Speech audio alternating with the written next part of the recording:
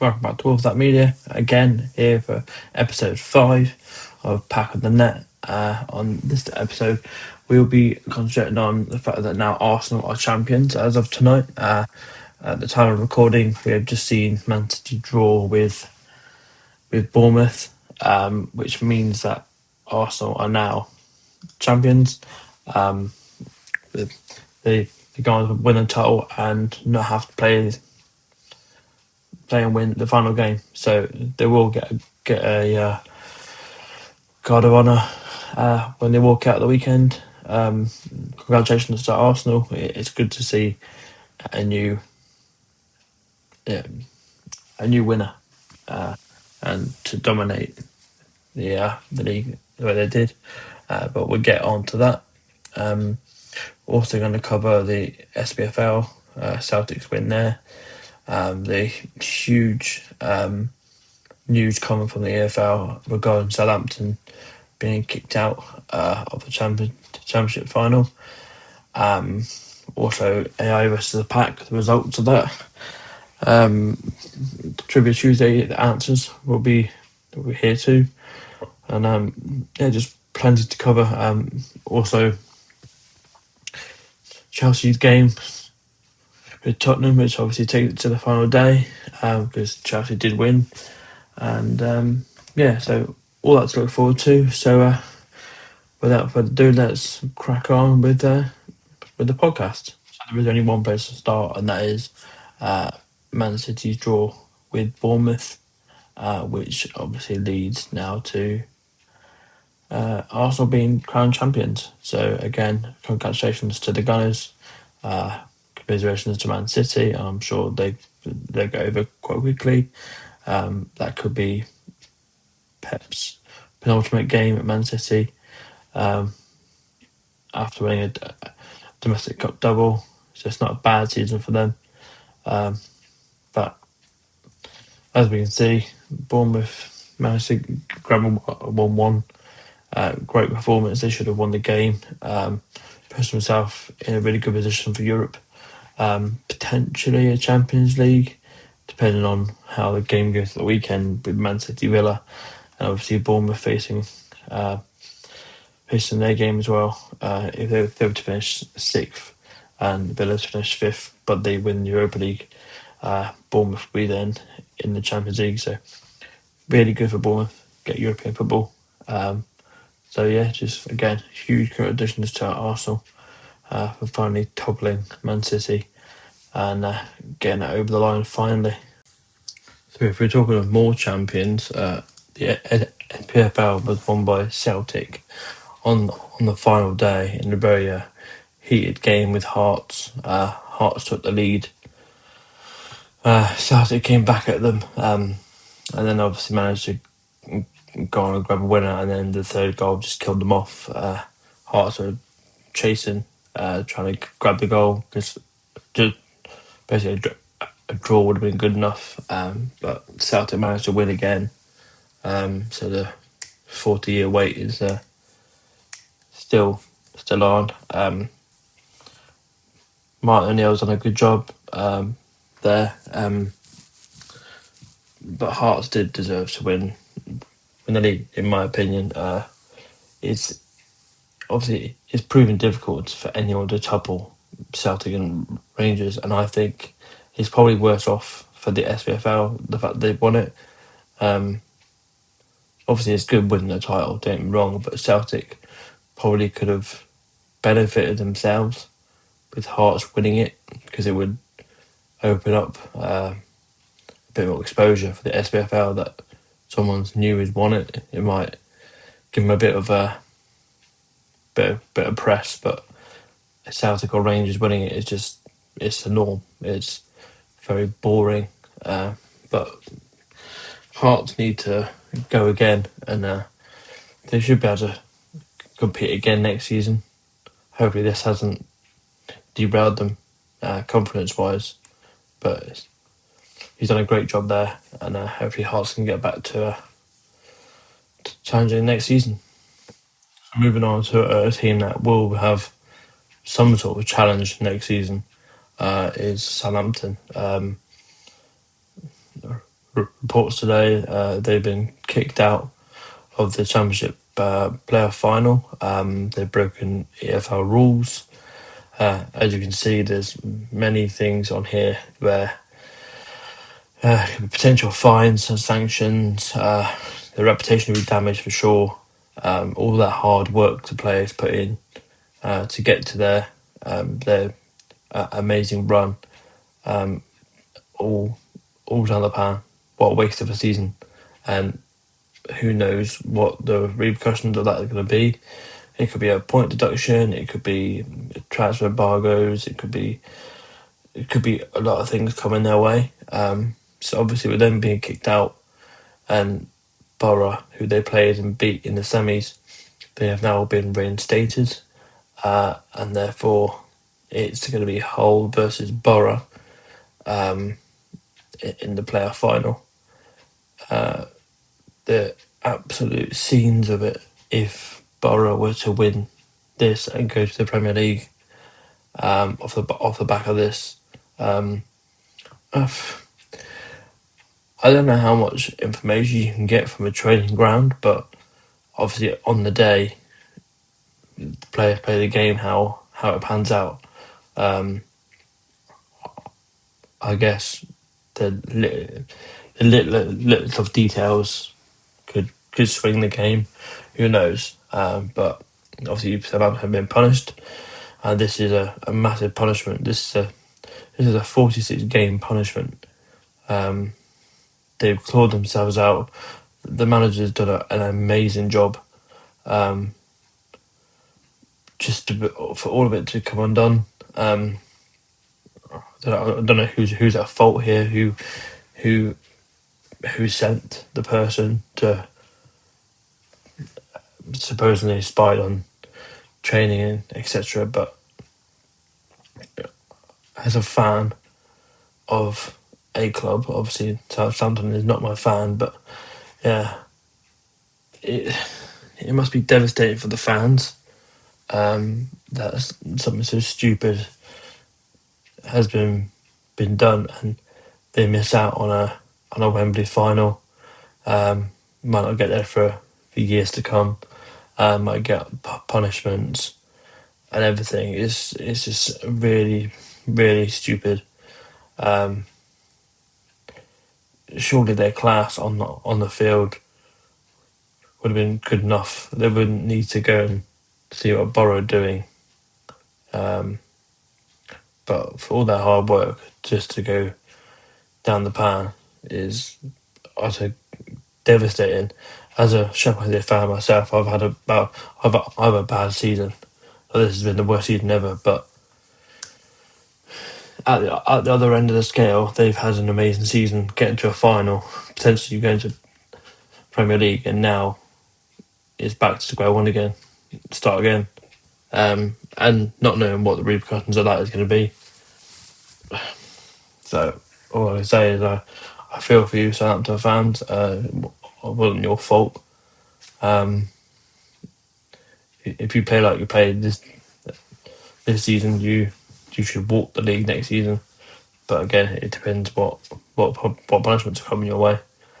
So this is the Championship player final, Hull versus Borough.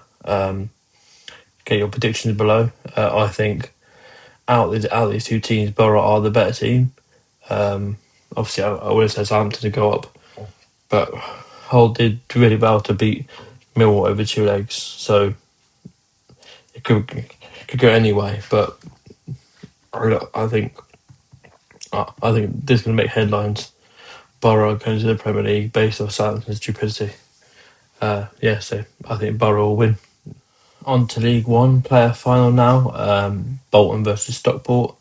I do think both of these teams possibly deserve to be there. Obviously, over the course of the season, Bradford were better than Bolton. I do think Bolton are the bigger team. I do think that Stockport will have a bit too much for them. Both had fairly poor ends to the season, so managing to stay in the running for the playoff spots. Literally one game away from falling out of it. Very, very hard done by Stevenage. Obviously got in by the last day to get to the playoffs. But Stockport were just too good over the 2 legs. Yeah, I think Stockport will win this one. But Bolton shouldn't feel too hard done by if they were to lose. They'll definitely be up there. But it's a one-off game. It could come down to penalties. And as a Sheffield fan myself, you can never rule yourself out of any kind of great story. So I think Stockport will win. Obviously, get your predictions below. Let me know what you think, and let's see who will make it up to the second tier of English football. Will it be Stockport for the first time, or Bolton back and making their way up the table? League Two now, and Notts County take on Salford in their final. It's probably fair with fourth and fifth battling out for this one, because in D2 three automatic go up with the fourth via the playoffs. Both sides deserve to be there over the course of the season. They are fourth and fifth, so it probably did work out right. Obviously, Salford will be heavily backed by the Class 92, Gary Neville, etc. I'm sure they want Salford to go up. Notts County have done really well as well. Obviously, they came up all those years ago with Wrexham, just haven't kicked on like they have. But it should be a good battle. I do think Salford on the day will probably prevail. That heartache on the final day, had they scored and won the game, they would have gone on automatic. So I do think they have a bit more than Notts County, and therefore either they'll go up again. Get your positions below. It'd be good to see what you think of it, and another day for Wembley. So staying in London now. As at the time of recording, we just obviously witnessed Man City drawing, giving Arsenal the title, but also just seeing Chelsea beat Spurs 2-1 at the Bridge. This then takes Spurs to the final day, meaning obviously a point is good enough to stay up, just purely on goal difference. But West Ham also need to win their games. So Tottenham are in a good position. It's all in their hands. They don't technically have to win, have to score. They can play for 0-0, and it'd be good. Chelsea, on the other hand, it looks like it could be another dismal European trip next season. With their win tonight, I'm sure the fans wouldn't want this European campaign. They'd much prefer to be without. Look at Man United. They've managed to capitalise on the fact they didn't have any European games, and they've kicked on. So Chelsea might struggle again with more European games to the back end of nowhere, basically. Chelsea probably did deserve the win. Spurs obviously got a goal back. They were pushing. There was a bit of controversy in the penalty box for the corner. I thought that the ball was in play when the referee blew the whistle and gave the yellow card to a Chelsea player, meaning that obviously there should have been a penalty awarded, but apparently it was before the ball was kicked. But I'm sure that'll come up in Ref Watch and other channels. But yeah, Spurs are made to wait to find out their fate. But like I say, it's in their hands. A point would be good enough as they did take on Everton, and West Ham need need to go and beat Leeds, which they could do. It'll make for a good final game if West Ham were to score first, maybe. Um, Possibly Everton score against Spurs. Make it quite tight, but hopefully it's a good end to the season. And I'm sure the right team will stay up. I have no idea which team that will be. It would be nice for someone like a Spurs to go down. Again, I haven't got a dog in the fight. My team down League One. But if Spurs were to go down, it makes a bit of a what's I say? It makes a bit of an example of you're not too big to go down, and I think a lot of teams are like that. Spurs have been at it for years, saying they're a top six club. Well, they're not to top six at the bottom, are they? So um, I guess we'll see on Sunday whether or not they can get over the line and stay in the division. It's all in their hands. Obviously, West Ham need to do it, need to go and do what they do. But we'll see on the day. And come on, your Irons. Let's move on to the AI versus the pack now. And it's been horrendous this week's results. We got a big fat 0. Even the AI struggled, but they did get 4 points. Therefore, the current standings, as you can see, is 46 for the AI, 38 for the pack, with 1 game week left, which is this weekend. This is how it is shaping up. So you got Palace, Arsenal, Man City, Villa, West Ham, Leeds, Tottenham, Everton, Liverpool, Brentford, and Brighton, Man United. Again, a few teams playing for something. Some are, you would say, on the beach. So we need to think outside the box here, just go a bit mad. Based on our predictions, you'll see why we've gone mad. But based on stats alone, the AI have predicted these. So Arsenal to beat Palace 2-0, Man City to beat Villa 3-1, West Ham and Leeds draw 1-1, Tottenham to beat Everton 2-1, Liverpool Brentford 2-2, and Brighton Man United to win 2-1. And then if you head on over to the pack predictions, like I say, I've gone a bit mental. I agree with the first one, Arsenal to win 2-0. We've then gone Man City to win, but just by the 1 goal, so 2-1 to 3-1.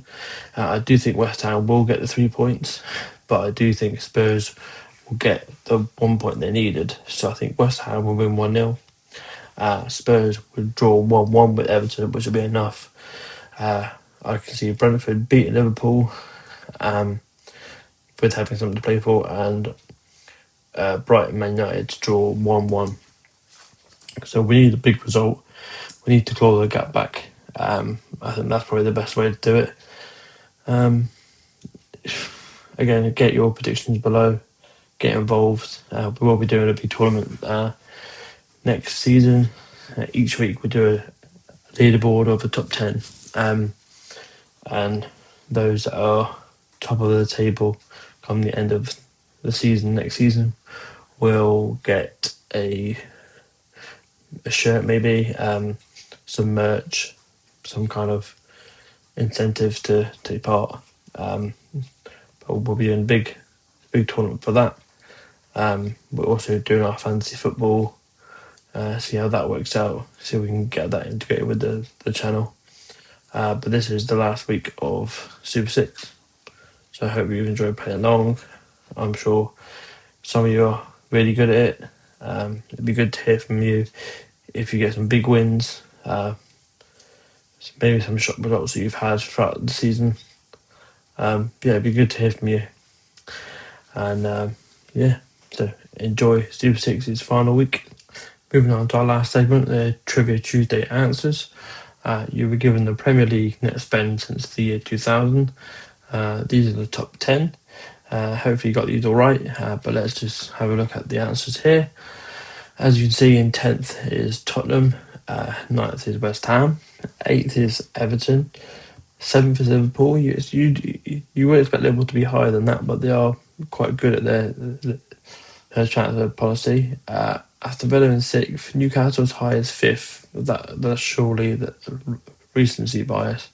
Arsenal down on 4th, Man City, Man United 3rd and 2nd, and Chelsea top it at 1.7 billion. So hopefully you got all those right. You were then asked the journeyman, and this one may have been hard for some people. That team I can't say is where they started their career. With Ajax, Inter, Arsenal, West Brom, and Portsmouth. That was, of course, the wank with Kanu. Absolutely brilliant player for Arsenal. Didn't have a bad end of to his career either. The stadium could be deemed hard if you're not aware of it, but this was the Etihad, which is Man City Stadium. The badge round, this one seemed fairly easy if you kind of know your badges, but this one was, of course, Chelsea. And then we had our bonus badge. This included 3 separate teams, almost together. I'd say 2 of them are fairly easy. The third one you could have had a thought about. But the 3 clubs involved were Crystal Palace, Hull City, and Sheffield United.